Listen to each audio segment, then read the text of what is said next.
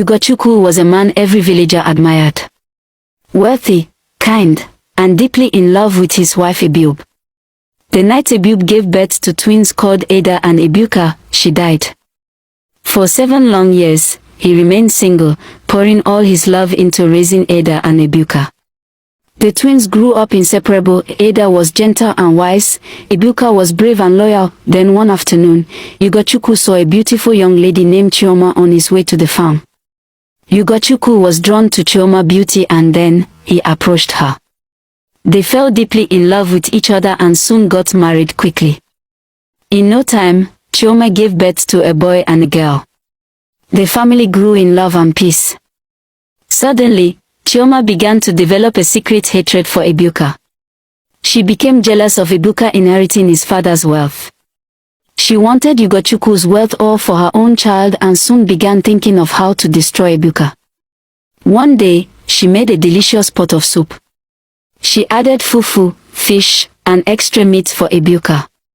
Everyone thought it was kindness. But as Ebuka was about to eat, Ada screamed, "Don't eat it. He poisoned it." The whole house froze. Ebuka's face twisted in confusion. Chioma denied not knowing what Ada said and tried convincing Ebuka to trust her. But Ebuka dropped the bowl of soup and looked at Chioma calmly. "If it's not poisoned, then eat it," he said. Chioma stood frozen.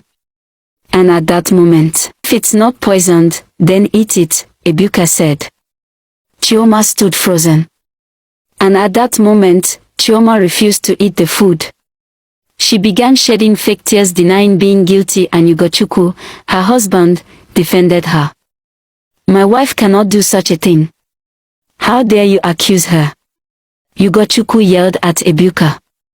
Ada stood her ground, insisting that she saw Chioma poison the food she gave to Ebuka. Ebuka stared at his stepmother silently for a long time. Then, he brought a plate of food to her. "Eat it to prove that you are innocent," Ebuka said.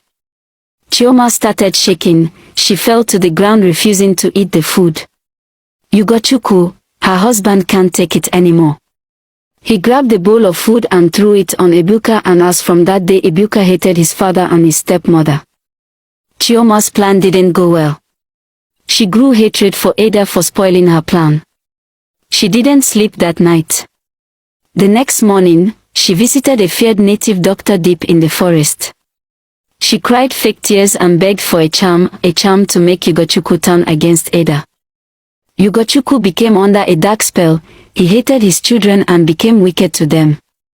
One night he called Ada to his inner chamber. "You'll be married as a third wife to Chief Obi. He has paid your bride price." Ada's heart shattered. It was as if the walls of the room closed in on her, and all the air fled her lungs. She stood frozen, blinking at her father as if he had spoken in a language she didn't understand. Marry Chief Obi. That man was old enough to be her grandfather. A man whose hands smelled of tobacco, whose eyes roamed like a predator's, whose wealth was whispered to be soaked in blood and curses.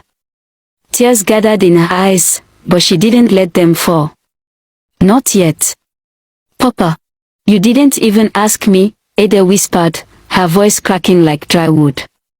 "There was nothing to ask," Ugochukwu said coldly. "This family needs what he is offering. You will obey." That night, Ada sat beneath the mango tree at the back of their compound, hugging her knees to her chest as moonlight bathed the earth in silver. She closed her eyes and tried to picture her future, but all she saw was darkness and dread. Chief Obi was a violent man with 8 children, known for beating his wives so badly that most of them suffered miscarriages. Ada wept and pleaded, but her father turned away, cold and unmoved. On the day of Ada's marriage, Ebuka was furious.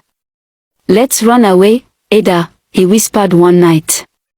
"We'll find a new life. Anywhere but here. Even if it's just us sleeping under the stars, I'll protect you." But Ada, broken and afraid, clutched her arms tightly around herself as though holding her soul in place. "There's nowhere to go, Ebuka. If we run, we'll be haunted by men with guns and long memories. Chief Obi owns more than land. He owns silence. Her words hung in the air like smoke, poisonous, inescapable. So, she wore red coral beads. She bowed her head at the village square. And she married Chief Obi, whose smile never reached his eyes, whose grip bruised her skin even during the wedding dance. And that was the day her nightmare began.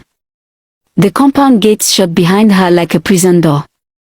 Her laughter died in her throat. Her dreams curled up in corners like frightened rats. Chief Obi's mansion was a palace of polished floors and secrets that screamed from behind closed doors. And as Ibuka watched from the shadows beyond the mango trees, heart cracking, no money, no help, Ibuka was maltreated by his father and his stepmother. Every day in their village home felt like a punishment. The world around him turned cold. His stepmother treated him like a stranger in his father's house, leftover food, torn clothes, beatings for mistakes he didn't commit. One evening, he packed his few belongings and traveled to the city. Ibuka slept on benches in forgotten corners of parks. He bathed at public taps. He knocked on doors, offered to carry loads in the market. Then one day, a businessman named Nonso noticed him. Nonso hired him to push goods with a wheelbarrow. Ibuka never complained, never stole. He worked harder than anyone Nonso had ever seen. Over time, he became more than just a worker. Nonso liked him for his honesty and how loyal Ibuka was to him. One night, armed robbers attacked Nonso's shop, stole his savings, and his business collapsed. While others abandoned Nonso, Ibuka didn't. He helped Nonso track the thieves, risked his life. And when the criminals were arrested, the money was returned.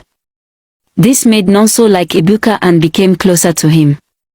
He bought a house, a car, then opened a full business in Ibuka's name. Ibuka became a wealthy young man. But he didn't forget Ada. He returned to the village, but met silence and sorrow. He found out his father Ugochukwu had a heart attack and died while Ada had run away from Chief Obi, unable to survive the beatings anymore. No one knew where she was.